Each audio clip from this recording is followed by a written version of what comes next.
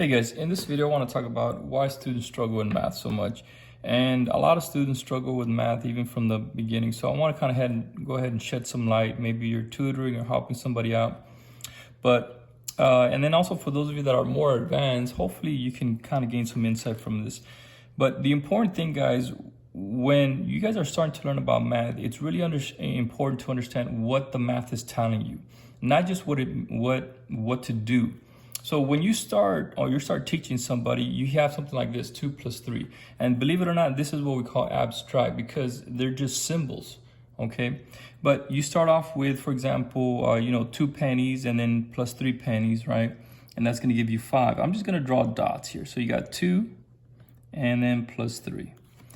So, and when you start teaching somebody, you wanna make sure that, it's concrete, something that they can hold, whether it's fruit or toys or that.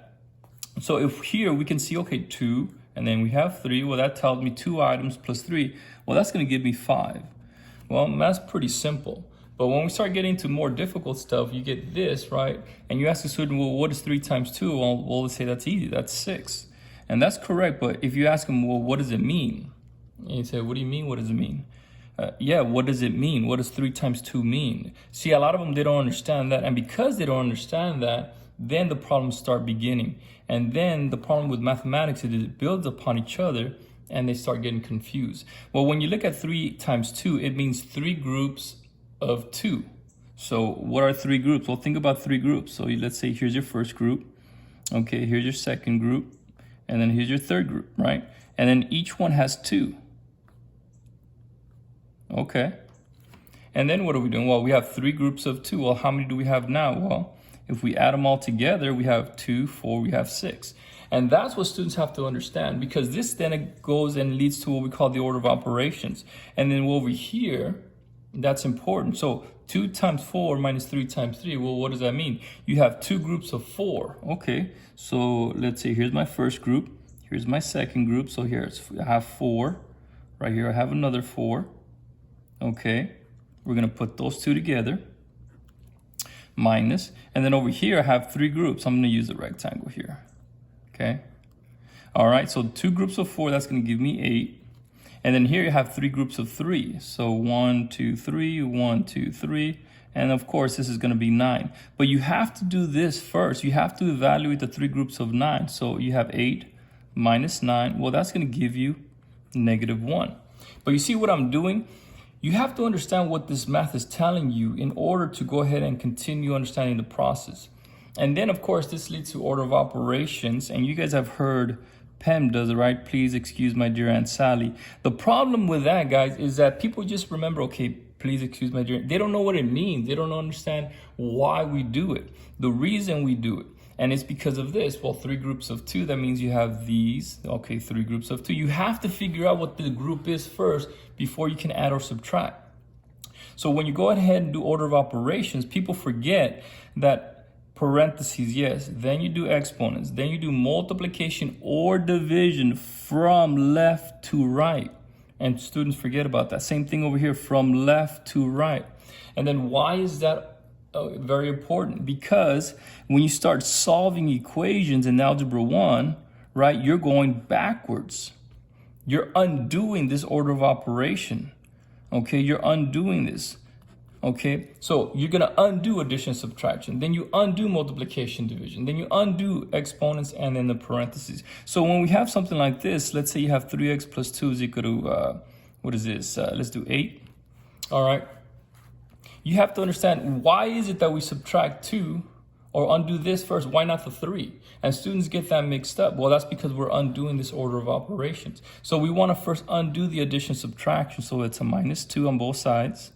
And that's going to give us 3x is equal to 6. And then we undo the multiplication or the division. And this means multiply, so we divide.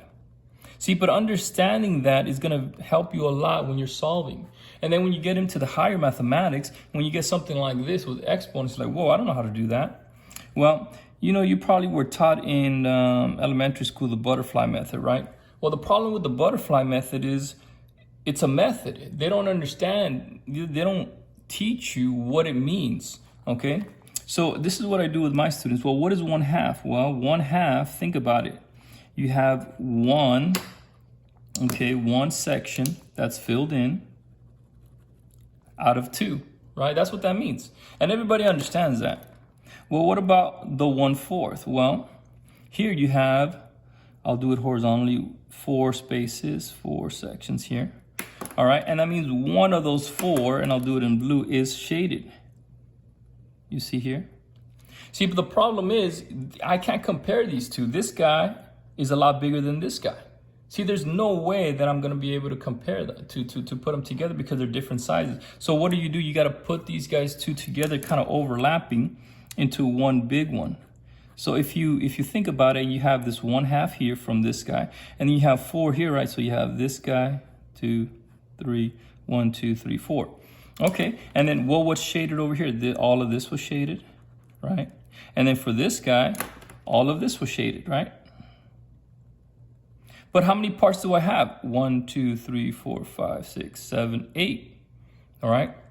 So here, parts of 8. And then how many are shaded? 1, 2, 3, 4, 5. And then the one on here is 6.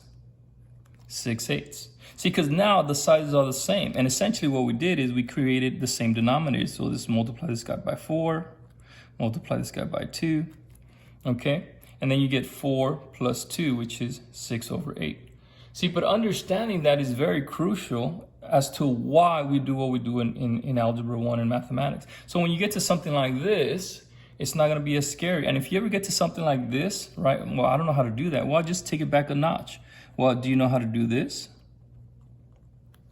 Right? 8 to the second times 8 to the third times x to the third. Yeah, all you got to do is add the exponents. Well, 2 plus 3 is 5.